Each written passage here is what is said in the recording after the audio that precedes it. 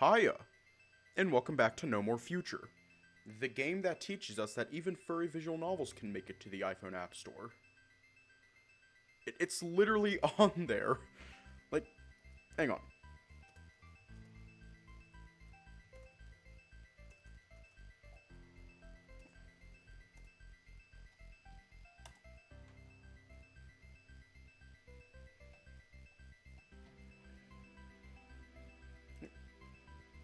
It's right there. Anyways, let's just hop right in.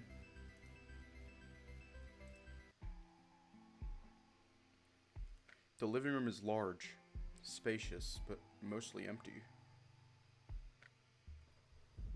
Save for a sofa, a video screen, and a few cabinets, this house is practically brand new. Even the kitchen, from what little you can see, seems rather unequipped. I think he does, like, it's even advertised on the itch.io page. Like, if you go to the itch.io page, scroll down a bit, download on the App Store. If we click on that, it takes us here, so, yeah, it's on there.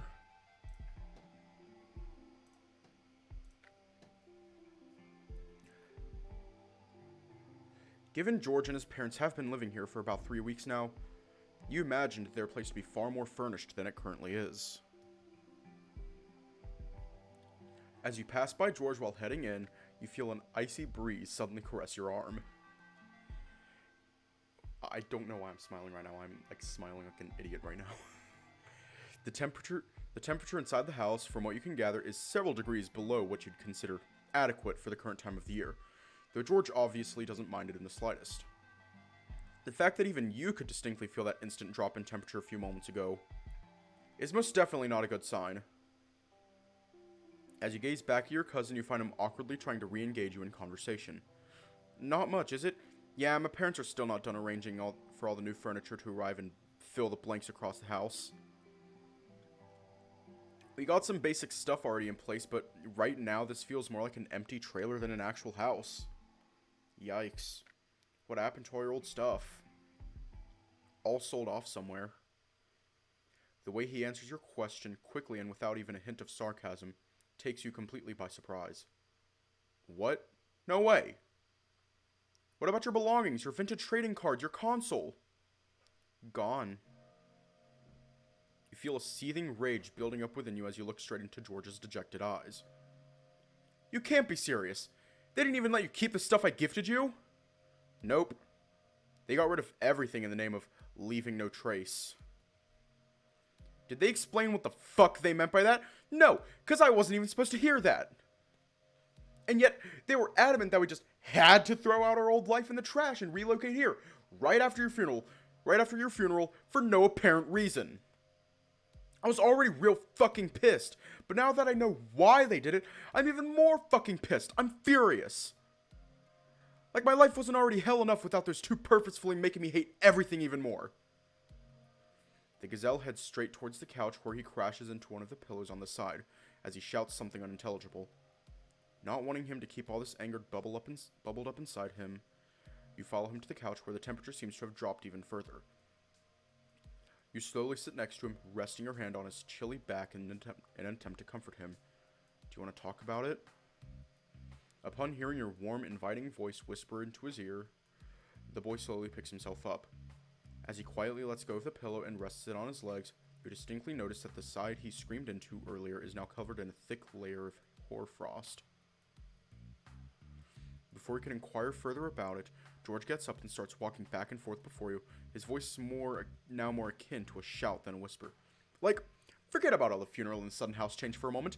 Did you know my parents also signed me up for a remote learning program? No way. Weren't they always against that kind of thing? They were. Until they suddenly weren't. So, after we got here, they were like, you're gonna have to study from home for a while. And I was like, how do I do that? I literally never tried this before, and also, what the hell is happening? Then they were like, you'll figure it out, baby. Also, you're grounded. Not like it even matters. I mean, I was already pretty much locked in here every day, right? Uh-huh. And you'd think this is already pretty fucked up, but no! Turns out my parents changed my school as well, so now I'm in a whole new class with teachers and classmates I don't know. In the middle of the school year? In the middle of the school year? Wow. You'll figure it out, baby. So yeah, get this. My grades plummeted. Big shock. Then, after my last math exam, my teacher had the gall to ask me why the hell did I suck so bad. I told him, you know, it's pretty fucking hard to concentrate on your studies when your cousin just died and stuff. Well, not like that, but you get the point. And you know what he said? What? That's cool and all, but you should still focus on your studies because that's what your cousin would have wanted.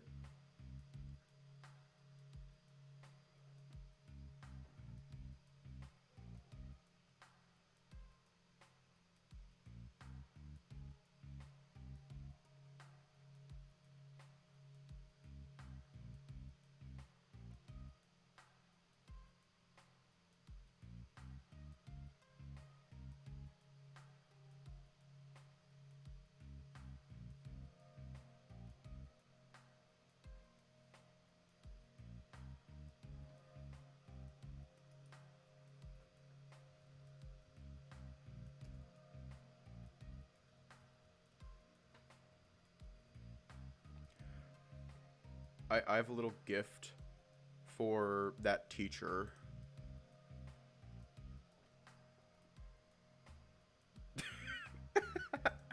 Hang on. Hold on. I have a little ditty, and we're all going to sing along with it. Actually, no, let's not sing along with it. Hang on. No. It's a little song.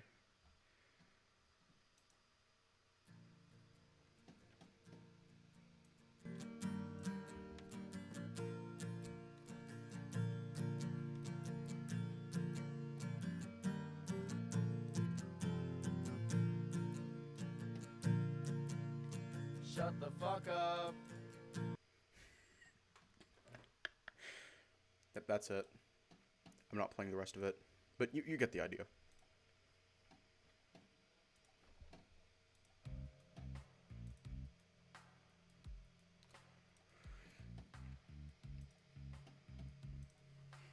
Oh my god, that's fucked up. I know, right? That's bullshit. Well, it's not like he said what I told you word for word, but I get the point. So, what did you do? I told him to fuck off and to go ask you if he was so sure of that. But like, not like that, right? Oh yeah, like that, word for word. So yeah, he lowered my grade even further and then snitched on my parents. Real class. That is like illegal. I don't think he's in a public school though. He might be in a private school. No, like the context that we have for his parents, he's probably in a private school. So I don't think that's illegal in a private school. But it is illegal in public school. I'm 99% sure of that. I could be wrong though. And then the two jackasses punished me by locking me in the house. Which, again, I was already locked into anyway. Not much they can do to hurt you now, is there? Yeah. Pretty much. Well, what about your classmates? Found any new friends at this school? Oh, don't even get me started on those new classmates, alright? They're the worst. I thought my old buddies were boring and lame, but these dudes, they're on a whole nother level. Everybody pretty much knows each other from kindergarten, so there's only one huge mega clique instead of so many small groups. And obviously, I'm the last one in, so you can tell how they treat me. But then, the rare few times we do hang out in a call or whatever, they just talk about the lamest stuff possible. Like what? They talk about ebooks and bands, but only the ones that literally everyone's talking about anyway. And they always agree about everything. Sometimes they even talk about school stuff. Isn't that normal? We gotta make the pose. Fuck. We gotta make the pose.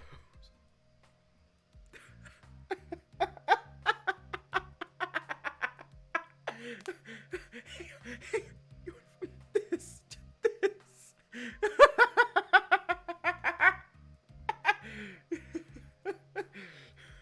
No, they talk about it like adults do. Like upcoming exams or what they're going to be studying in college, and they never fucking complain about everything.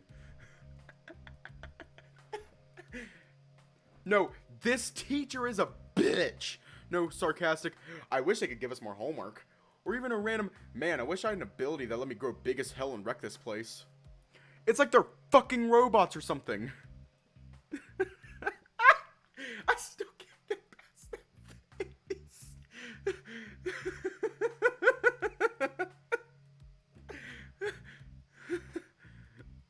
No offense.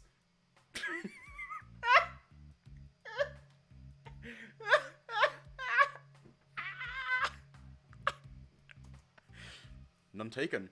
I'm not a robot to begin with. At least not literally. Still, that sounds dreadful.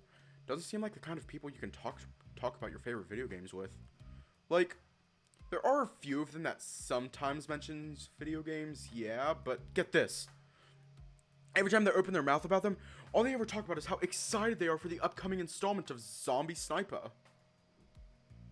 Oh, I hear the 15th installment is going to have 40 meta-realistic pseudo-liminal graphics that'll melt reality itself. I bet it's going to have over 32 waves of DLC. I'm so excited. It's like they don't know anything else. Every time they open their mouth, it's always Zombie Sniper this, Zombie Sniper that. Zombie Sniper. I swear to God, if I hear anyone talk about that game again. The gazelle's rant lasts a few more minutes, his arms moving all over the place as he describes his problems in minute detail. His explanation becomes harder to follow with each passing moment, but you do your best to keep up. After some more time spent arguing about progressively stranger things, George takes a final sigh as he lets himself fall onto the couch back first, his eyes now tiredly staring at the ceiling. Seeing as he appears to be done for the time being, you decide to give him a couple encouraging pats on his shoulder in an effort to comfort him. I'm sorry to hear that, buddy. It really does sound like hell. Truth be told, plenty of things he told you about are outside your realm of expertise entirely. A few of them didn't even sound like real groundbreaking issues, as much as his tone reported them to be. But the anger, pain, and sadness on his face as he recounted his time without you are all real, and by now you've learned that not every problem has the same impact on everybody, your cousin especially.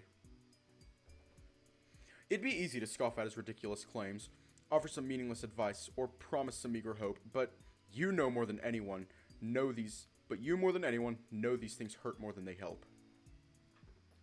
You know your cousin well enough to notice that the only thing he needs right now is your patience and understanding. Is there anything else you want to talk about? You're still shivering.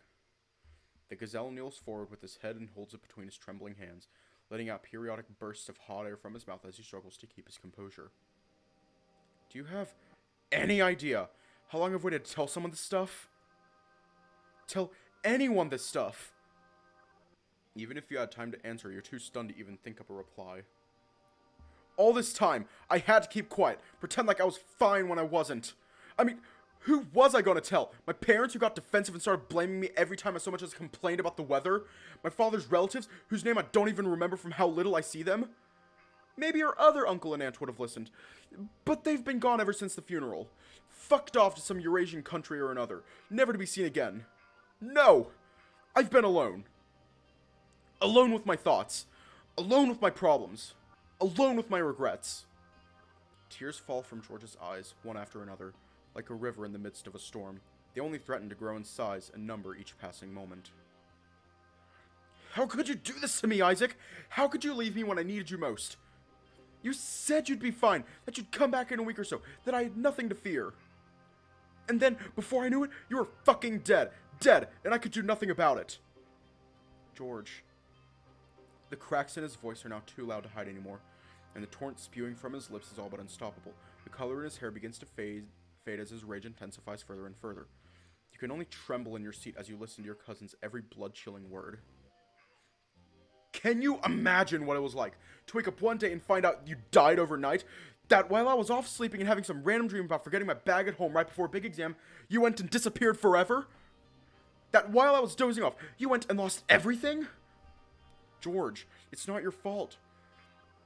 You try to console him as best you can, but in doing so you realize that your own voice has begun to crack under all the pressure. Every word he speaks cuts into you like 1,000 blades, and yet you do not hate him for it. As you listen to George's heartfelt rant, all you can think about is how badly you deserve this. I tried! I swear, I tried! I tried so hard to stay strong in spite of everything, to keep on smiling, just like you would have wanted. But how was I supposed to do that without you? How was I supposed to keep going without you? I was so scared and sad and... The gazelle keeps wheezing in the midst of talking, his every word now coming out only through a senseless amount of effort and fatigue. It's hard to discern whether it's because of the freezing cold, his damaged emotional state, or a combination of both. And you were, and I was...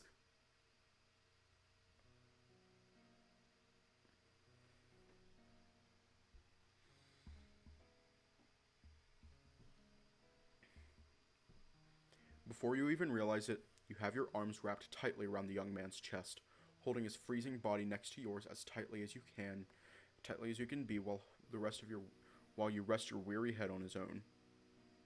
Braving the cold, braving the fear, you finally say what you should have told him as soon as your gazes crossed on the porch outside. I'm so sorry. I'm so sorry for leaving you, George. Even you find it hard to keep your words unbroken and your message coherent as you apologize. Though you try to be strong for your cousin, you feel as though you're very close to your breaking point as well. I never wanted to lie to you. I never wanted to abandon you. I know I couldn't keep my last promise to you, but I swear I'll never leave you again. You hear more heavy wheezing and sniffing as the gazelle cries into your chest. You promise? I do. You won't leave me again? I won't. The sobbing and crying continues, though a brief sigh of relief does come from your cousin's mouth as he relaxes his body and leans even more heavily into you. You can still feel all the places where George's words cut into you like knives, and the suffering those wounds still cause. As the two of you hold each other close, you hope that this is the last time either of you will ever have to suffer like this. Over the next few minutes spent waiting patiently in silence, both of you considerably calmed down. Your breathing steadied, your embrace grew lighter, and yet you can tell that the gazelle is still feeling quite anxious deep within. Now that you're feeling a little better, could I ask you to tone your ability down a tad? I know it doesn't faze you as much as others, but I doubt this cold will do you any good if you keep it up. Sorry. George takes a few steps back from you and closes his eyes, trying his best to concentrate as he stabilizes his breathing. Soon, you can feel the temperature around you begin to stabilize and even diminish as he goes about doing whatever it is he's doing. You never quite understood how these things worked. Although he can't directly make the room any hotter, he can definitely stop making it colder. The abnormal breeze should fade on its own in a few minutes anyway. That was a little embarrassing. I didn't even realize. I didn't mean to. It's okay. You didn't hurt me if that's what you're worried about. I am an android after all. I have bigger problems to worry about than a little frost and snow. I just hope you didn't somehow catch a cold without realizing it. What? Nah, come on, Isaac. Who do you take me for? An overconfident teen, of course. So that could be the first time something like that has happened. I'm not overconfident. I'm just cocky. That word is nowhere near as cool as you think it is. Plus, you've dealt with more than enough cocky people today. Though your cousin's nowhere near on the same level of headache-inducing madness. So, are you feeling any better now? A little bit. Again, sorry for ranting at you like that. It's alright. I know I deserved it. No, you didn't. It's not like it's your fault that you... The gazelle turns the other way, stopping himself right before he could mention your demise again. Well, you get the point. Just because I got upset doesn't mean you have to suffer for it. What a great way to welcome you back after all this time. It's okay. I forgive you. You aren't to blame for any of this either.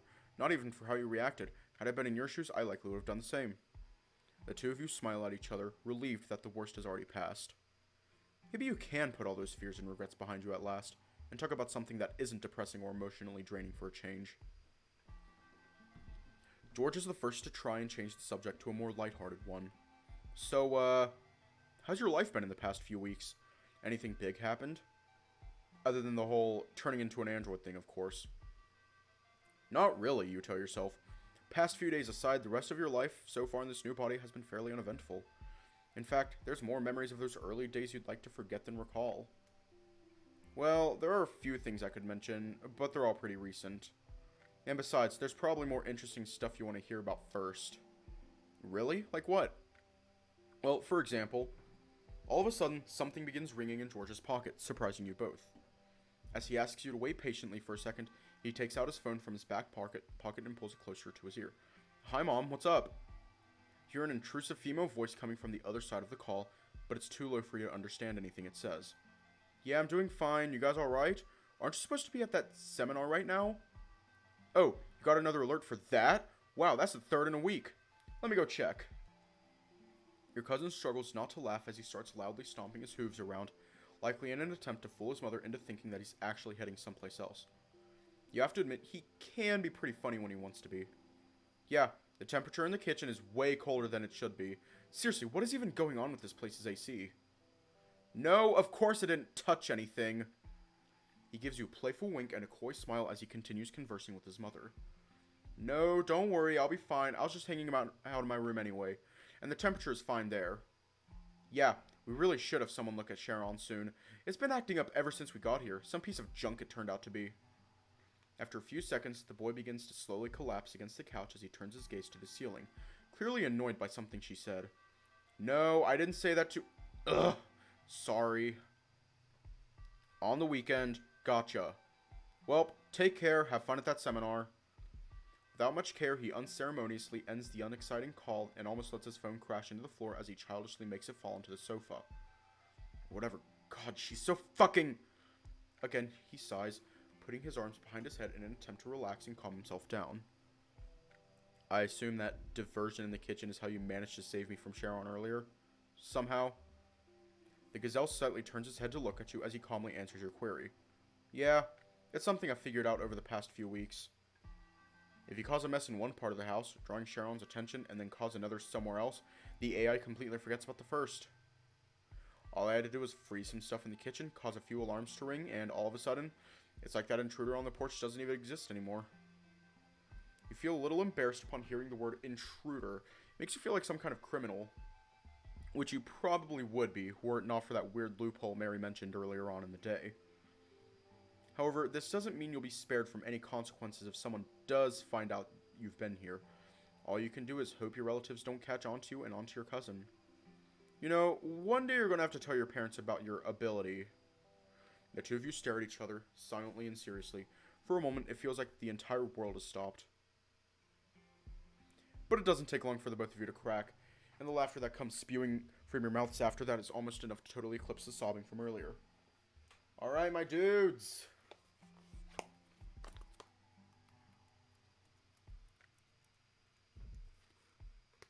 Fuck. Ooh woo number 1. Yeah, right. I'd sooner tell them I smoke weed on the weekends. You don't actually do that, do you? Of course not. But if I did, I definitely wouldn't be telling them. Weed jokes aside, it's probably best not to let your parents find out about your powers. Or anyone for that matter. The thought of your cousin's secret being revealed to the world always managed to make your heart skip a beat back when you still had one. His powers tend to get out of hand quickly when his mental state isn't at its best, and his tendency to use them for fun when he thinks nobody will find out is troubling. That alone is cause enough for worry. I mean, not that I disagree with you, but like, what could they even do if they found out?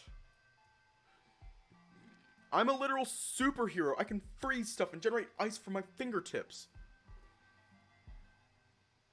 What's the worst that could happen? Where do you want me to begin? Probably from the fact that he'd be detained, interviewed, and tested non-stop for about a month if that happened. And that is assuming he comes clear about it before he's found out.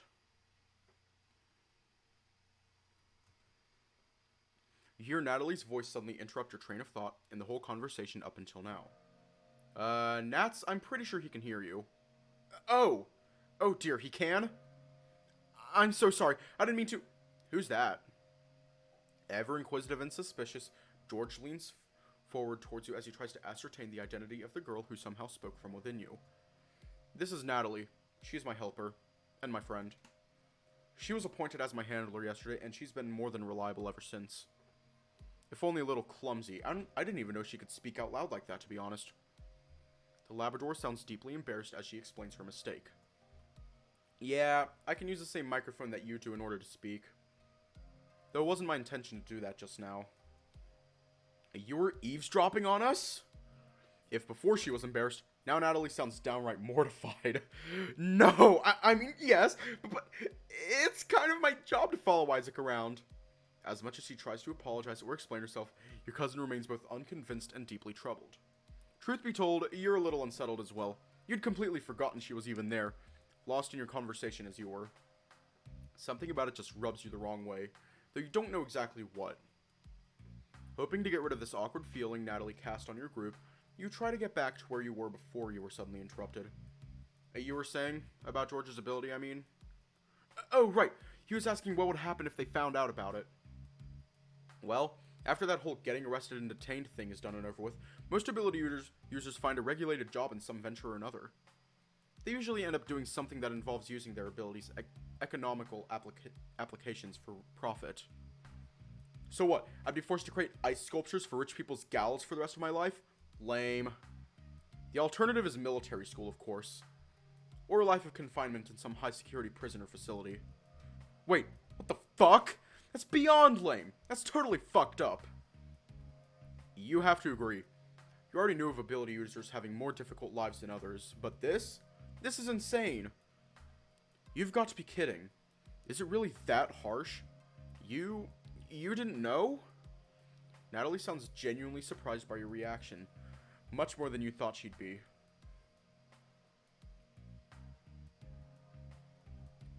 No, of course not. You never looked that up or anything? What was I going to do? Go around and start asking random questions about abilities all of a sudden? At some point, someone would have figured out that either I or someone I hung around with had one. And we all know what would have happened next. So you chose to stay in the dark in order to protect your cousin. George has just gotten fucked by life. Life just... Hang on.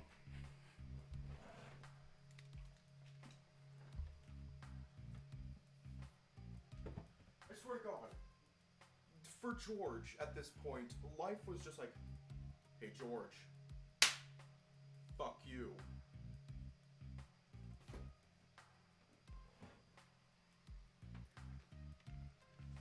Natalie's voice softens up as she realizes the reason behind your actions, while George's becomes colder as he suddenly makes another query.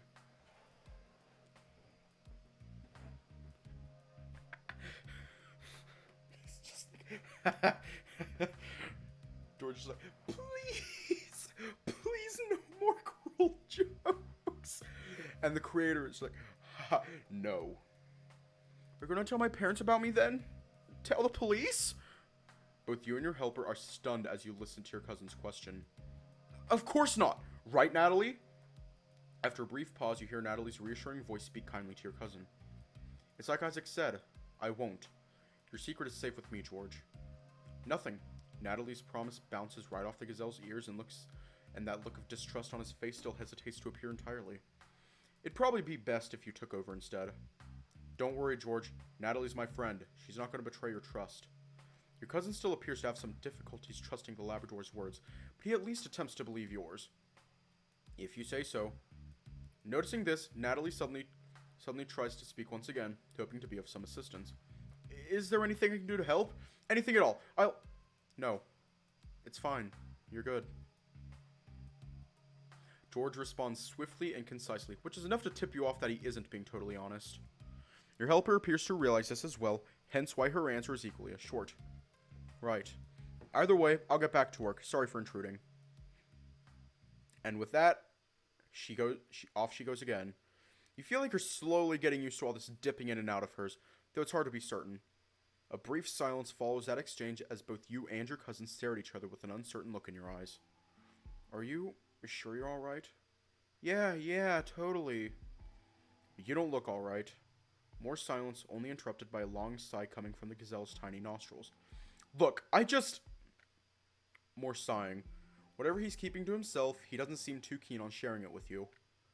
Sometime afterwards, George suddenly stands up and starts staring at the wall on the opposite side of the room without real reason. He scratches the back of his horn as he silently wonders what to say. When he does turn to face you again, the look in his eyes is less sad and more apologetic. I'm sorry, I'm kind of bringing down the mood. What? That's not... Look, that's not important right now. If something's bothering you, we can just... Nah, don't worry. It's just me being weird again.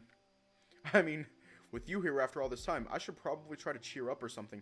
Can't let myself get hung up on meaningless stuff. But... Your cousin lightly shakes your arm, or tries to at least, in order to grab your attention. He still looks a little unsure, but he's trying his hardest to smile right now. I'm bored. You want to play some ping pong? Some ping pong? Yeah, like old times, you know? Welcome you back with a fun game and all that. You make as if to rebut and bring the conversation back to George's insecurity, but ultimately decide against it at the last minute. After all, maybe he's right. Maybe you both could benefit a lot from having some fun instead of mulling over the same thing over and over. Alright, I'm game. Now let me just... You briefly scout your surroundings, but find no surface onto which you could play a game like ping pong. Or any other tabletop game for that matter. I don't see any tables lying around. Though, I suppose that doesn't concern you. Yep, leave it to me, Isaac. I'll show you what I've been practicing in the past few months. The gazelle bolts from the couch and walks up to the middle of the living room, leaving you behind to quietly observe his work. He closes his eyes as he concentrates on his breathing, which causes the air around him to become colder and colder. As he calls upon his powers, you can see his hair growing whiter by the moment. An eerie, light blue mist emerges from the floor before him, coalescing into a thick pillar that is about 3/4 his height. A few moments later, the top section of the pillar begins to expand horizontally, becoming more or less rectangular over time. You can't pinpoint the exact moment where the mist somehow melds together into hard ice, as you're too busy smiling at your cousin's prowess and ingenuity. I'm pretty impressed. You've come a long way from those small statues you used to make as a kid. The gazelle's hair returns to normal as you approach him. When he turns around to look at you, you notice that his expression looks quite annoyed. Oh, don't remind me about those. I hate those shitty crystals. Come on, don't be like that. Remember when you gifted me one for my birthday and it melted as soon as you left my house? Ooh, number 2. I'm just gonna bring it up. Where is it? There we go.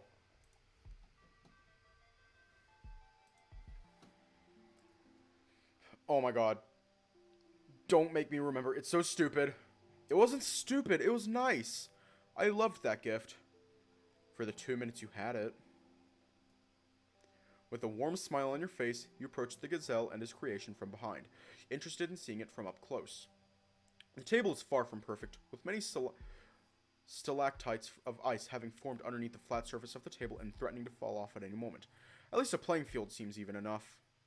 He also already added a net of sorts while you weren't looking, though it's literally just a wall of ice separating the two sides of the table. You take a good look at it as you lay your gentle hand on your cousin's shoulder. I loved it far longer than 2 minutes, George. In fact, I still love it to this day, even if I can no longer hold it in my hands. As you turn to face your cousin, you notice he too is now smiling faintly and softly, though he's trying his hardest to hide it from you. Wow, that almost makes me feel bad. Feel bad? For what? Oh, you know. He then brazenly hands you what looks like a small racket and a ball, both made of ice as well, and as a shit-eating grin spreads across his face. Kinda makes me feel bad over what I'm about to do to you!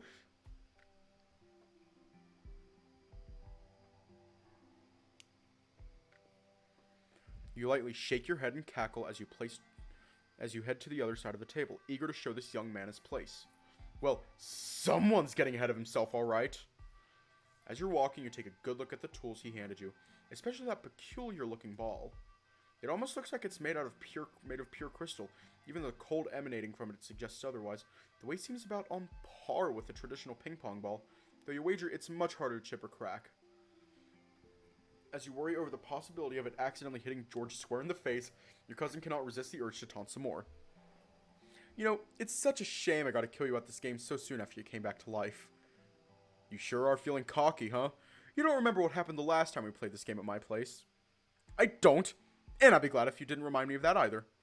Besides, I got way better since then. You have no hope of winning against a tennis ace like me now. We're playing ping pong. Same thing. Now serve the ball already. You sigh one last time as you get in position, wondering just how much you should restrain yourself against your younger cousin. Ultimately, you don't give it much thought. You just slam the ball as normal as you can, watching it bounce twice on the table, and then fall on the floor as George fails to catch it. Hey, no fair. I wasn't ready. Ooh, number 3.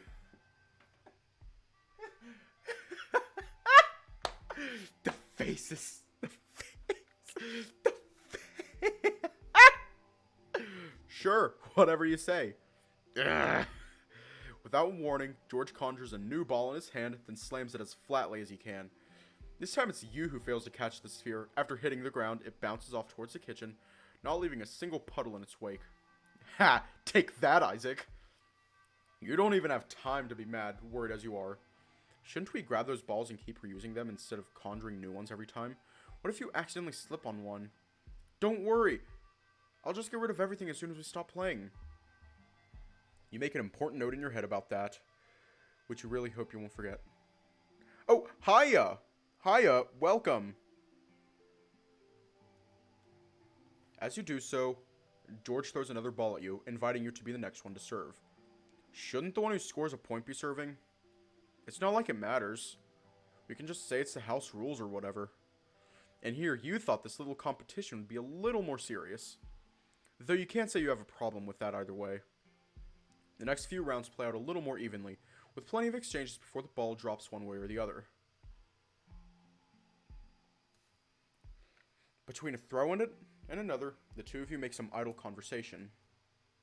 Say, do you still dream about going to space and stuff? The gazelle gives you an odd look as he prepares to serve. Why are you asking me that now? I don't know. Just felt like it, I guess. Haven't really had time to keep up with that. Between everything that went on and everything that happened afterwards. The young boy gives a stray look to the ceiling before mildly answering your query. Still working on it. You mean on finding a way to get there? Yeah.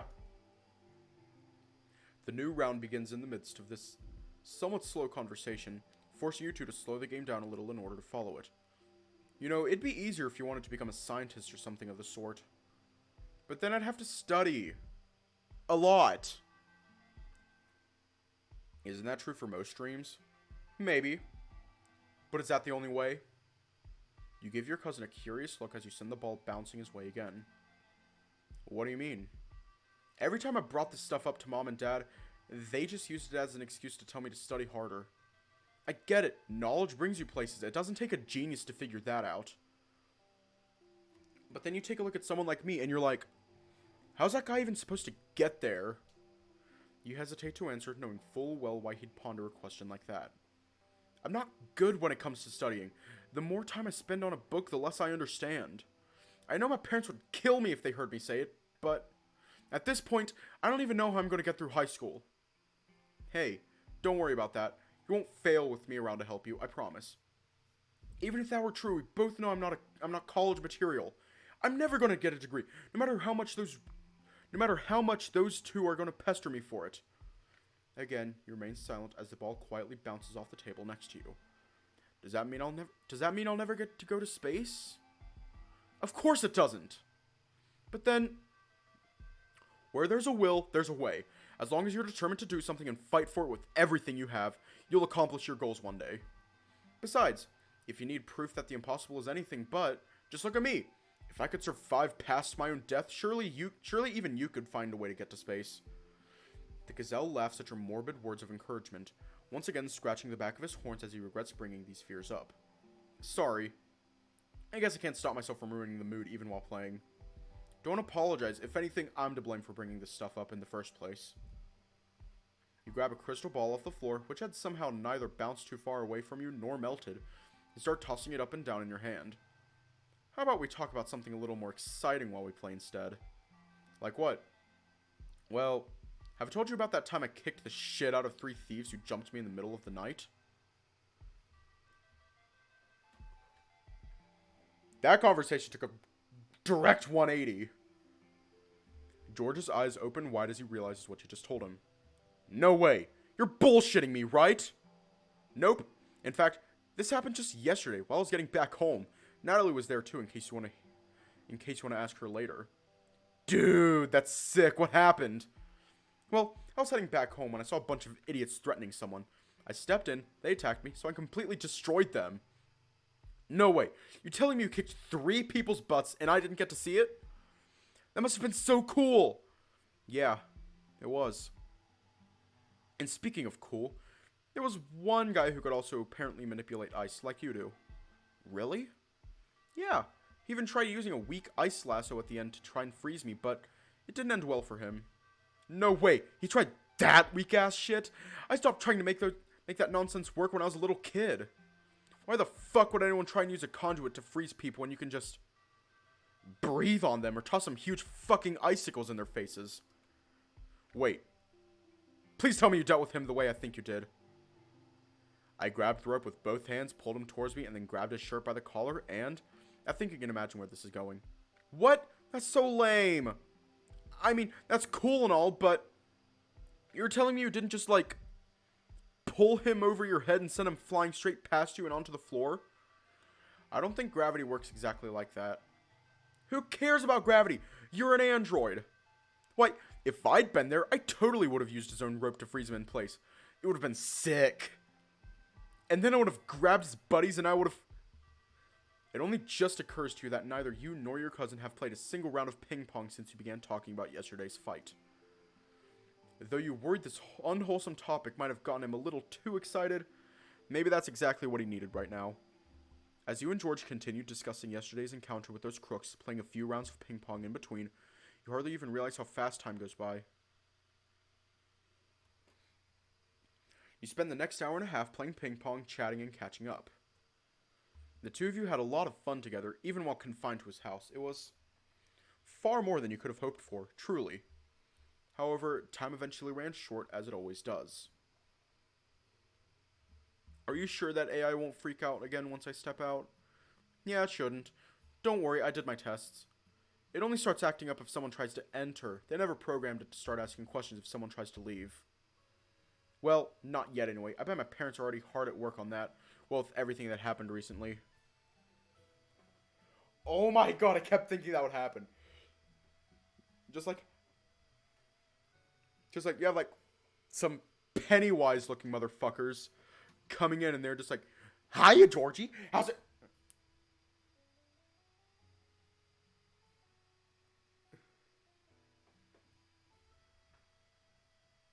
What's Robo bitch doing here?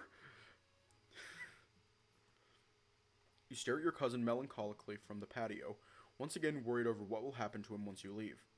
You're going to be okay, right? Yeah, of course. I can handle my parents. Kinda. There is a little insecurity in the gazelle's faint, tired smile, but he tries his best to hide it from you and goes, "Oh, bye, bye, bye, bye." You think you're going to be back soon? You're going to come visit? That depends on you. Well, on your parents anyway. My schedule's more free than ever, but the fact that I can only come in when those two are kinda away limits our options. You finally notice that you're sounding kinda glum as you explain the situation without even meaning to. No wonder George looks so dejected. You do your best to sound hopeful and encouraging as you continue your train of thought. How about this? You still got my number, right? Yeah, I wrote it down earlier on my phone. Great. You just hit me up every time you get an opportunity you think is worth a shot. If I got nothing going on that day, I'll do everything I can to be there on the double. You really will? Huh? Not quite how you expected him to react there, truth be told. Of course. Why do you ask? I don't know. I guess I felt like I could have done better. What do you mean? Inside your head, you immediately jump to the worst possible conclusions. Luckily, it doesn't take long for the shy gazelle to clarify what he really meant. I guess I just feel like I kind of acted like an idiot back there.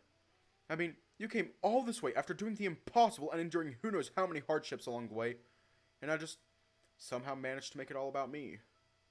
Like, who cares that I got grounded or had a fight with the teacher? Who cares about fucking ping pong in the middle of a conversation? Who cares about... George. You slowly kneel before your cousin as you gently pick up his hand in both of yours. I care. It doesn't matter what you want to talk about. It doesn't matter what problems you're having. Or even if you think they're worth addressing at all. I'm here now. You can talk to me, and you're never going to have to keep this stuff bottled up inside you again.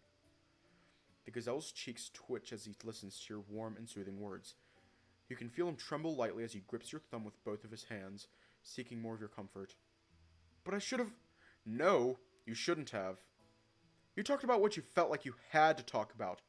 You said everything you needed to get off of your chest. You don't have to apologize for that.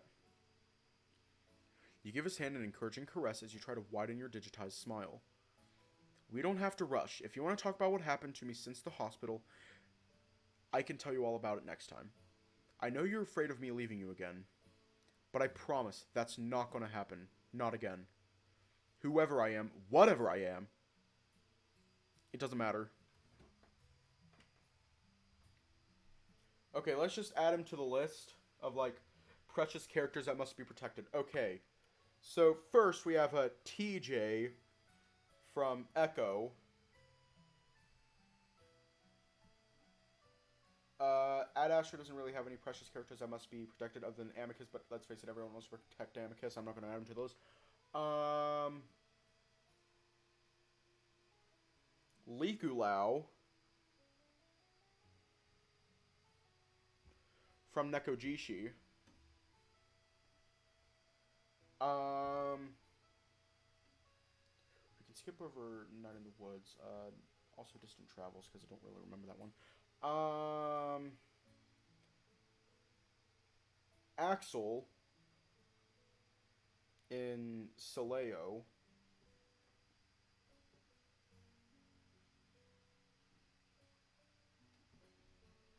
Enel.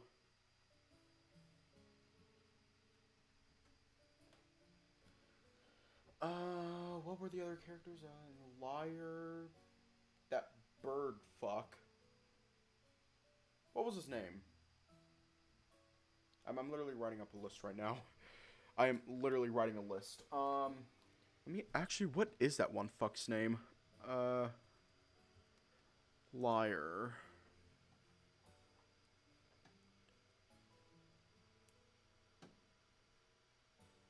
Leaf. Leaf. We're going to add Leaf to the list. Leaf is on the list. After Liar, it was... Remember the Flowers. In which case, Aaron. After Remember the Flowers, it was, Heart of Amethyst. And I think it was a Collis.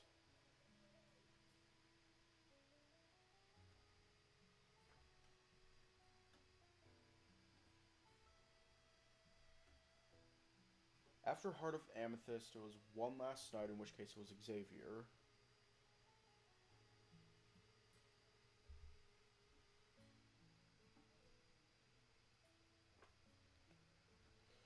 And now we're at No More Future, in which we're going to add George to the list. We literally have a list of people we need to protect. We have a list. Fuck. I'm here, and I'm not going anywhere now. We have time. For a few moments, a blissful silence fills the chilly air around you as the two of you gaze into each other's eyes. Your warm gazes meet in spite of the cold tears standing in the way, and for the first time in a long while, you truly feel happy. Until George's head tilts ever so slightly and his expression turns into one of curiosity. What do you mean with whatever I am? Oh, that. What an idiot. That was probably the most important thing you should have mentioned to him when you first settled down. And you managed to forget everything about it. It'd be laughable if it weren't catastrophic. What are you supposed to do now? You can't just tell your cousin that you may not be who you claim to be after all that. You really shouldn't be promising George things when there's still so much you don't know, as Bradbury proved to you earlier. And yet, it's complicated. A long story, really. I'll talk to you about it another time. The gazelle snorts and gently shakes his head as he tightens his grip around your finger. We will. It doesn't take long for George to recover his confidence and good spirits. After some time, you finally let go of his hands with the mutual hope and trust that you'll be holding them again soon.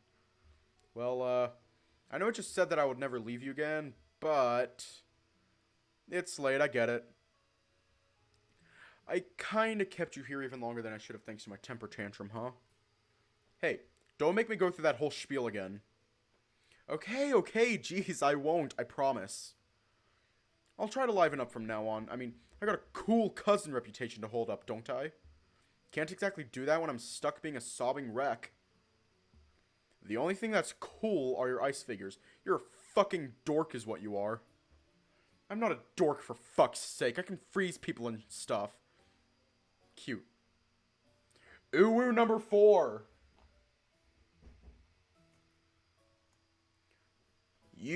Ugh. A few more untranslatable sounds come out of the easily flustered gazelle's mouth before he can finally put together a full sentence.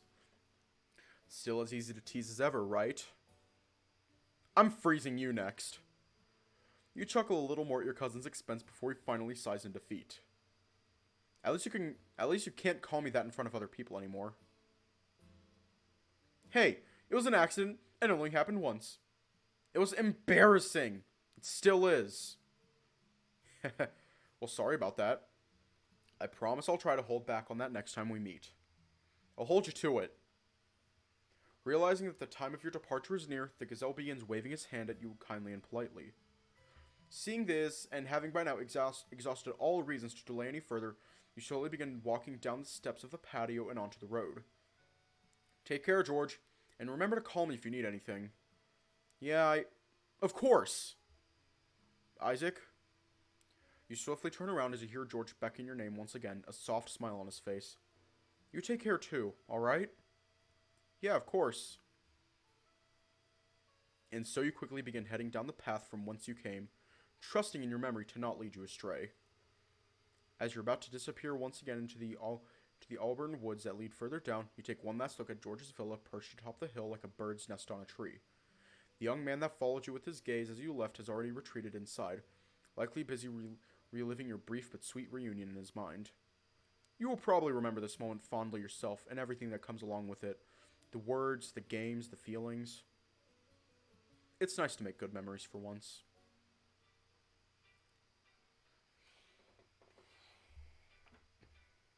The chilly breeze gently caresses your body as you climb down the untamed hill.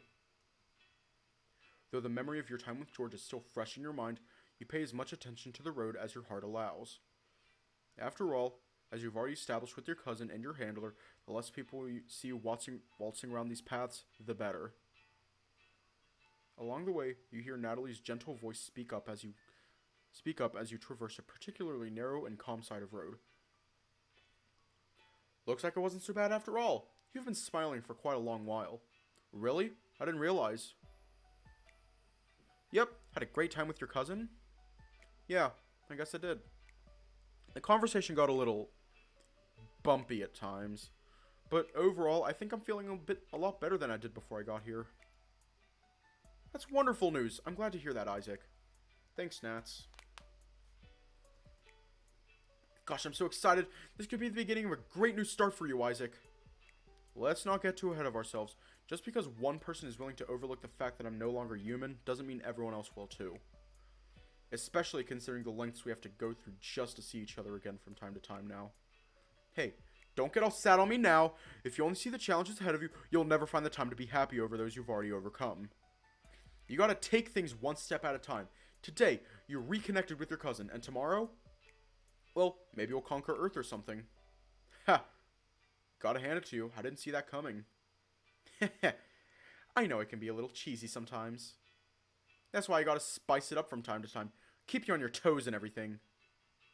Uwu number 5. The two of you laugh together for a brief moment, enjoying each other's company like close friends. As you start climbing down a stony set of stairs that have been particularly eroded from use, time, and the weather, you hear your helper resume the conversation once again. So, gonna head to your old friend's place now? Oh, right, I'd almost forgotten. With everything that happened, I was already thinking of heading back home and taking a long nap to recover. Poor Nem. I mean, you could still do that. I'm sure your friend would understand if you... Nope, I made a promise. It's too late to back out of it now. Plus, like you said, Nem's my friend. I am looking forward to seeing him again and spending some time with him. I just hope I still have the energy to walk all the way home once we're done playing through every game in his collection. Oh dear. Is it really that draining? It's not draining, it's more so... intense. I know Nem doesn't look like it, but he can be very competitive when he wants to. Ah, I see. Never met anyone like that myself, honestly. Is he fun to hang around? Very. Maybe one day you'll get a chance to experience that yourself.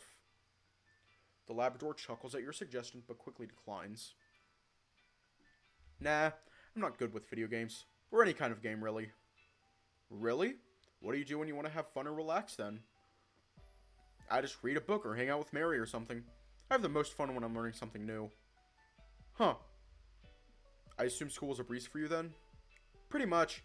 If Mary hadn't hired me when she did, I might have just gone for a second degree. Or a third. Is that so? You never did tell me how the two of you met. Oh, it's a long story. Your friend suddenly pauses as you feel a strange, extraneous thought appear in your mind. Like an idea you'd never thought up. As you try to understand just what it is, in vain, Natalie immediately jumps to your aid. Speak of the devil. That's your friend. He just sent you a message saying he got off of work a few minutes ago. Did he? Is that what you just felt? Yeah, that's the inbox feature doing its job, notifying you of any new mail. I see. I don't recall this ever happening before. That's because I only activated the feature about 3 hours ago. You already got a handful of calls and messages today, so I figured it was the right time to turn it on and see how you felt about it. Right. That makes sense. So, how was it? What are your thoughts? You think back to the brief experience you just had. It lasted only a moment, but you could immediately perceive that message as soon as it arrived. It felt a little intrusive, truth be told. You relay your thoughts to the curious Labrador on the other side of the call. I see. So you didn't like it? Not really, no. Plus, I can't imagine what it would feel like to be bombarded by pings like that every other minute. You haven't quite reached that point yet, but noted. I can see where you're coming from. I'll notify Mary about your thoughts on this feature soon. Still testing new features on me, huh? Just like with Arthur? Hey, we're never going down that road again, alright? I swear. Here, I'll turn it off now. Better? It's hard to tell the difference, honestly, but if the Labrador says she did, you have no reason not to believe her. Either way, yeah, we're slowly testing stuff out to make sure you don't get overwhelmed all at once with new features or senses. I know it can feel like you're a lab rat sometimes, but I assure you that we're doing everything we can to make this as easy and comfortable for you as possible. After all, it's not like we came up with the idea of an automated feedback system for your mails and messages for fun and games. Right. You're just trying to improve my life as an android as much as possible, even if you miss your shots more often than you hit them. You feel a little silly for doubting your friend like that, especially over something as trivial as this. Luckily, it doesn't seem like she minds it all that much as she suddenly changes the topic. Anyway, your friend sent you an address alongside his message. He says he's waiting for you there. I see. Where does that address lead? It's an apartment complex on Lakeview Street, Bloomberg. It's on the western edge of the city. Yeah, on the rich side. Yeah, precisely. You've been there before? I'm just familiar with the name. So another apartment complex. Seems like it. Though I imagine it's not all like the one you live in. Definitely. How far away from my place is it again? About half an hour. Dear Lord. That's gonna be one hell of a walk, alright. Oh, don't worry about that. I'll call you a mover once you're ready to leave. It should only take 10 minutes by car. Natalie, those car rides are expensive. It's gonna cost like $10. Hear the Labrador sigh. She reminds you of something you probably shouldn't so easily forget. Don't worry, Isaac. Pandora's gonna pay for it. Oh, I see. Seriously, you have a pretty big monthly budget to cover any expenses, and Pandora already takes care of the rent and refueling. Do you have a spending problem, or... No, it's nothing like that. I don't know, $10 used to be a lot back when I was a human and I had to pay for all my utilities in college. Not to mention college itself. I getcha. You still give money the same value that you did before your transition? That, or I simply can't stomach the fact that I'm using money that isn't mine for things I don't really need. It's hard to say. Oh, don't worry about that. There's plenty more money where that came from, believe me. In fact, if you ever need more, just ask. I don't think I'll ever need more than what you guys already... No, really. Mary said to insist. We could just chalk it up to lab expenses in our monthly reports. It's totally cool. I don't think that's anywhere near totally cool.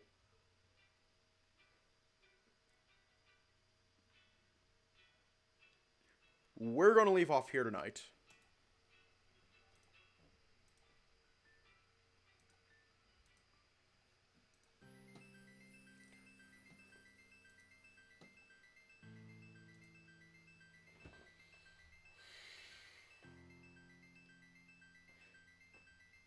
Some of those conversations went from 0 to 100 real fucking quick.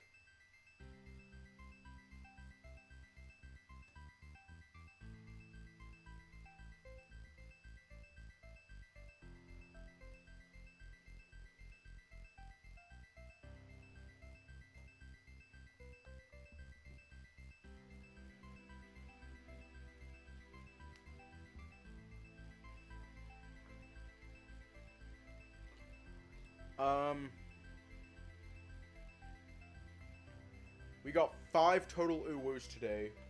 Nothing else can be said, so... Stay safe, have a good night. And I will see you all tomorrow.